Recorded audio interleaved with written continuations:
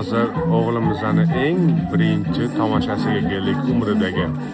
Men ham ota bo'lib va bu ham ona bo'lib eng birinchisiga keldik. Hammasi ayollar bitta, men qo'ziqorin bo'lib o'tiribman. Men yaramas keldim. Smaylik berib qo'yishdi. Oldinlari men tushunmasdim nimaga smaylik beriladi ota-onalarga deb. Sababi bolangiz sahnada sizni ko'rib qolib raqsga tushmas ekan. Shunga tomoshani aniq ko'rgani keldik. O'g'limiz sharmanda qoldi.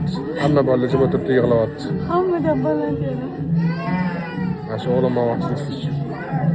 Biz tomosha qilgani keldikmi, uyalgani keldik. Bunga nimadir quvnoq raqs qilishdi, bu yig'i-sig'i raqs bo'lib ketdi.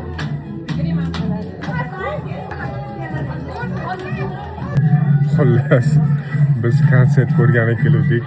Bu bolalar ota-onalarini ko'rib qolib, yig'lab, chirillab. Spektakl atmen yig'i-chig'i bo'lib ketdi. Mana olimani qaranglar.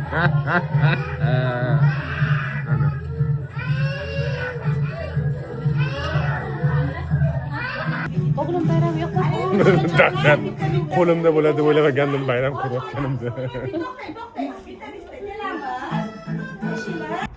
Hayotim, bugungi bayramdan o'g'limni karomatlaridan hissiyotlaringiz. Bayram ko'rgani keldim. U yig'lashlarni uyda ham ko'raman har kuni. Kechasi bilan. Yarashdimi kiyimchasi? Ha, kiyimchasi yarashdi. Xullas hamma ota-onalar mazza qilib bolalarimni ko'raman deb keluvdi. Hamma bolalar ota-onasini ko'rib chirillab ketsa, men yig'lab. Oxiri men bilan Dilbarga maska berib qo'yishdi, maska taqib tomosha qildik. Shunda ham o'g'lim mana bunaqaga qarab, "Sallamani lo'qti bo'lasanlar."